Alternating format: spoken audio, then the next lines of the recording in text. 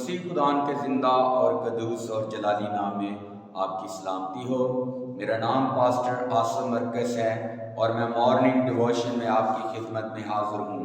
تو آج ہم کلام خدا میں سے سیکھیں گے نئے عہد نامہ میں سے مقدس یوحنا کی انجیل اور اس کا 8 باب اور اس کی پہلی 5 آیت میں سے ہم کلام خدا کو لیں گے۔ مگر یسوع زیتون کے پہاڑ کو گیا، صبح سویرے ہی وہ پھر ہیکل میں آیا اور سب لوگ اس کے پاس آئے اور وہ بیٹھ کر انہیں تعلیم دینے لگا۔ اور فقی اور فریسی ایک عورت کو لائے جو زنا میں پکڑی گئی تھی، اور اسے بیچ میں کھڑا کر کے یسوع سے کہا، اے استاد، یہ عورت زنا میں عین فی الوقت پکڑی گئی ہے، اور تورات میں موسیٰ نے ہم کو حکم دیا ہے کہ ایسی عورت کو سنسار کرنا۔ بس تو اس عورت کی نسبت کیا کہتا ہے؟ کلام خدا کا پڑھا جانا اور سنے جانے اور سمجھے جانے پر سب کی روحانی طور پر ترقی ہو۔ تو آئے میرے عزیزو، ہم کلام خدا پر غور کریں۔ مگر یسوع زیتون کے پہاڑ کو گیا۔ یاد رکھیے گا میرے عزیزو، خدا یسوع مسیح اس وقت زیتون کے پہاڑ پر اس لیے جاتا تھا کہ وہ خدا یہوہ خدا سے، باپ سے ہم کلام ہوتا تھا۔ اگر ہم کلام خدا پر غور کریں، جو زندگی بخش کلام ہر روز خدا یسوع مسیح ہمیں دیتا ہے، وہ یہوہ باپ کی طرف سے آتا تھا۔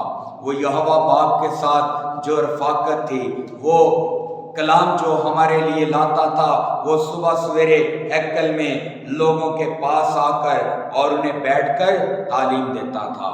اور صبح سویرے جب ہیکل میں لوگ تعلیم لینے جاتے تھے، کلام سننے جاتے تھے، وہ زندگی کا کلام لینے جاتے تھے، وہ زندگی کے کلام پر عمل کرنا چاہتے تھے۔ لیکن اگر ہم کلام خدا پر غور کریں، بعض لوگوں نے خدا یسوع مسیح کو وہاں پر قبول نہیں کیا تھا، لیکن جتنوں نے اسے قبول کیا، اس نے خدا کا فرزند بننے کا انہیں حق بخشا۔ آج ہم کلام خدا پر غور کریں تو یہاں پر کلام خدا میں جس طرح مرقوم ہے، یہ کلام جو ہماری زندگی کی روٹی ہے، یہ کلام ہماری قوت ہے۔ آج ہمیں صبح سویرے اٹھتے وقت بریک فاسٹ سے پہلے یہ کلام پڑھنے کی ضرورت ہے، یہ کلام کو اپنی زندگی میں لینے کی ضرورت ہے، کیونکہ اس کلام کے وسیلہ سے ہماری زندگی بحال ہوتی ہے، ہمیں توانائی ملتی ہے، ہمیں طاقت ملتی ہے، ہمیں قوت ملتی ہے اس کلام سے۔ اور اگر ہم کلام خدا پر غور کریں، اور فقی اور فریسی ایک عورت کو لائے جو زنا میں پکڑی گئی تھی، اور اسے بیچ میں کھڑا کر کے خدا یسوع مسیح سے کہا، اے استاد، یہ عورت زنا میں پکڑی گئی ہے۔ اور اگر ہم کلام خدا پر غور کریں تو انہوں نے کہا کہ تورات میں موسیٰ نے ہم سے یہ حکم دیا کہ ایسی عورت کو سنسار کریں، کیونکہ اس وقت جو یہودی لوگ تھے وہ ایسی عورت کو سنسار کر دیتے تھے، وہ مار دیتے تھے، وہ اس لیے وہ سخت دلی کے سبب سے۔ لیکن موسیٰ نے بھی حکم جاری کر دیا کہ ایسی عورت کو سنسار کر دو۔ وہ موسیٰ نے اس لیے جاری کیا تھا ان کی سخت دلی کے سبب سے۔ آج اگر ہم کلام خدا پر غور کریں تو یہاں پر جس طرح مرقوم ہے، انہوں نے اسے آزمانے کے لیے کہا تاکہ اس پر الزام لگائیں۔ کس پر؟ خدا یسوع پر انہوں نے الزام لگانے کی کوشش کی، لیکن خدا یسوع مسیح نے جھک کر انگلی سے زمین پر لکھنا شروع کر دیا۔ اور کلام خدا پر غور کریں، جب وہ اس سے سوال کرتے ہی رہے تو سیدھا ہو کر ان سے کہا کہ جو تم میں بے گناہ ہے وہ پہلے اسے پتھر مارے۔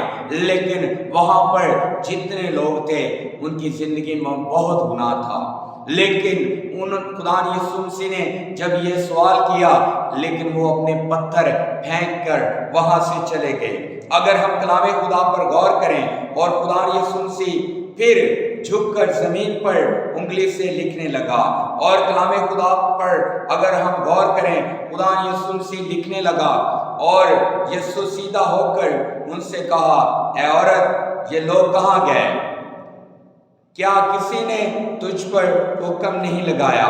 اور کلام خدا پر غور کریں تو اس وقت وہ لوگ تہمت لگاتے تھے، وہ لوگ الزام لگاتے تھے، کیونکہ وہ اپنی آنکھ کا شتیر تو دیکھتے نہیں تھے لیکن دوسرے لوگوں کی آنکھ کا تنکا نظر انہیں آتا تھا۔ اور اگر ہم کلام خدا پر غور کریں، اس عورت نے کہا اے خداوند کسی نے نہیں۔ یسوع نے کہا میں بھی تجھے پر نہیں حکم لگاتا، جا پھر گناہ نہ کرنا۔ اور کلام خدا پر اگر ہم غور کریں، اس وقت خدا یسوع مسیح نے کہا میں بھی تجھ پر کوئی حکم نہیں لگاتا، پھر کبھی گناہ نہ کرنا، نہیں تو تجھ پر اس سے بھی بڑی آفت آئے گی۔ آج جب ہم گناہ کرتے ہیں ہم یہ سوچتے نہیں ہیں کہ ہم کون سا گناہ کر رہے ہیں، ہمیں اس گناہ سے کون بچائے گا، لیکن خدا یسوع مسیح کا پاک لہو ہمیں تمام گناہ سے نجات دیتا ہے۔ خدا یسوع مسیح کا پاک لہو ہمیں شفا دیتا ہے، خدا یسوع کا پاک لہو ہمیں